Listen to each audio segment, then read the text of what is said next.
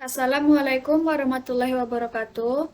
Perkenalkan, nama saya Alfi Selvi Aksaifa dari kelas 11 TKJ 2. Baiklah, di sini saya akan mempresentasikan materi mengenai topologi jaringan.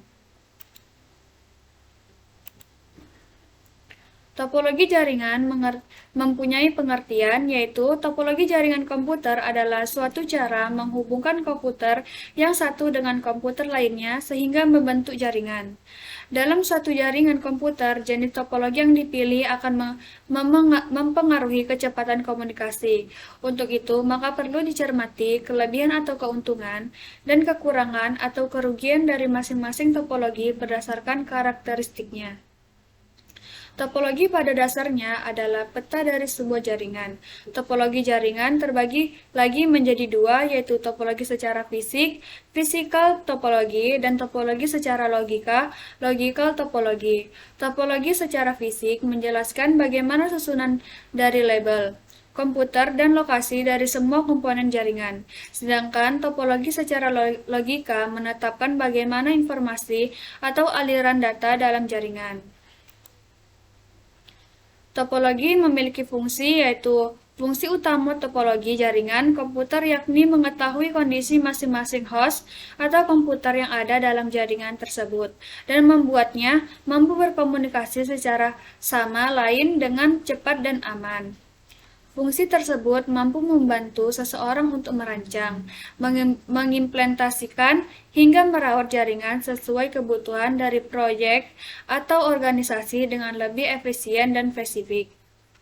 Pemahaman yang baik tentang topologi jaringan juga akan sangat bermanfaat bagi para administrator jaringan, profesional IT, serta pengembangan aplikasi. Topologi memiliki jenis-jenis. Yang pertama ada topologi bus, topologi ring, topologi star, topologi tree, dan topologi mesh. Baiklah, yang pertama kita masuk ke topologi bus. Ini adalah salah satu contoh gambar mengenai topologi bus. Pengertian dari topologi bus. Topologi bus merupakan metode yang dipakai untuk menghubungkan perangkat komputer satu dengan yang lainnya melalui satu jalur transisi tunggal. Jika Anda membutuhkan topologi untuk jaringan skala kecil, topologi ini menjadi pilihan yang paling cocok karena sesuai dengan kebutuhan tersebut. Nah, kelebihan dan kekurangan topologi bus. Yang pertama, kelebihan dari topologi bus antara lain penambahan workstation dan klien baru lebih mudah dilakukan, sangat sederhana dan mudah digunakan, memiliki biaya instalasi yang cukup murah karena hanya sedikit kabel yang digunakan. Dan kekurangan dari topologi bus antara lain pengiriman juga penerimaan data kurang efisien, rentan terjadi tabrakan arus, sulit dikembangkan, serta rentan terjadi masalah pada workstation jika ada kabel yang terputus. Nah, yang kedua ada topologi ring. Ini adalah contoh gambar dari topologi ring. Topologi ring adalah topologi jaringan berbentuk rangkaian titik yang masing-masing terhubung ke dua titik lainnya. Sedemikian sehingga membentuk jalur melingkar, membentuk cincin. Kelebihan dan kekurangan dari topologi ring. Kelebihannya, waktunya lebih optimal dalam mengakses suatu data mengalir dalam satu arah sehingga minim terjadi kualitas aliran data lebih cepat karena dapat melayani data secara fleksibel, dapat melayani aliran lalu lintas data yang padat karena data dapat bergerak secara fleksibel.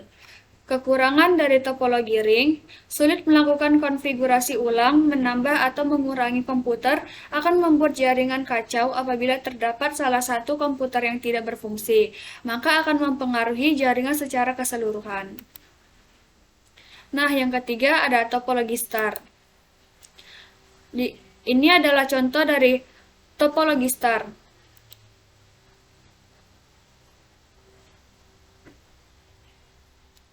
Topologi star memiliki pengertian bentuk topologi jaringan yang berupa konvergensi dari node tengah ke setiap node atau pengguna. Topologi jaringan bintang tersebut termasuk topologi jaringan dengan biaya menengah. Topologi bintang atau topologi yang sering disebut topologi star menggunakan hub atau switch sebagai node tengah untuk saling terhubung satu sama lain dari klien server menuju ke server atau sebaliknya. Kelebihan dan kekurangan topologi star. Kelebihannya yaitu karena setiap komponen dihubungkan langsung ke simpul pusat maka pengelolaan menjadi mudah. Kegagalan komunikasi mudah ditelusuri. Kegagalan pada setiap komponen atau terminal tidak mempengaruhi komunikasi terminal lain. Kekurangannya yaitu kegagalan pusat kontrol, simpul pusat memutuskan semua komunikasi. Bila yang digunakan sebagai pusat kontrol adalah hub, maka kecepatan akan berkurang sesuai dengan penambahan komputer semakin banyak semakin lambat. Nah, yang keempat ada topologi tree. Ini adalah contoh gambar dari topologi tree. Topologi tree adalah kombinasi karakteristik antara topologi bintang dan topologi bus. Topologi ini terdiri atas kumpulan topologi bintang yang dihubungkan dalam satu topologi bus sebagai jalur tulang, punggung, dan backbone. Komputer-komputer dihubungkan ke hub, sedangkan hub lain dihubungkan sebagai jalur tulang punggung. Kelebihan dan kekurangan dari topologi tree yaitu kelebihannya adalah topologi ini menyediakan skalabilitas yang tinggi karena di tiap cabang node dapat ditambahkan lagi satu atau lebih node tambahan dalam rantai hierarkis. Topologi tree lebih tahan terhadap gangguan karena kerusakan di satu node, tidak mempengaruhi kinerja node lainnya.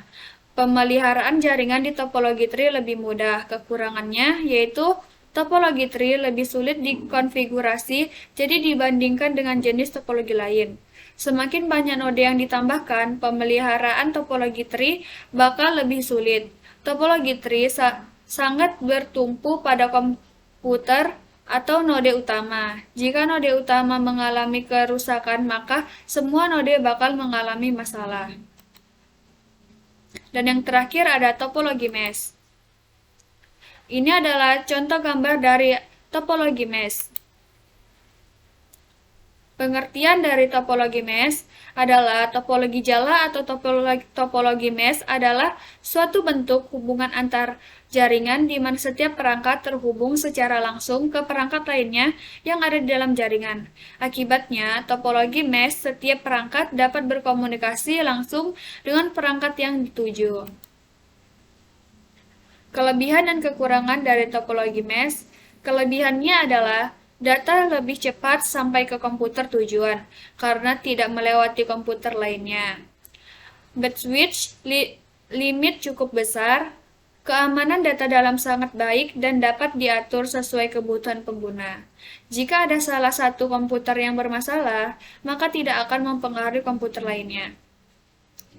Nah, kekurangannya adalah banyaknya kabel yang dibutuhkan membuat biaya operasi relatif mahal.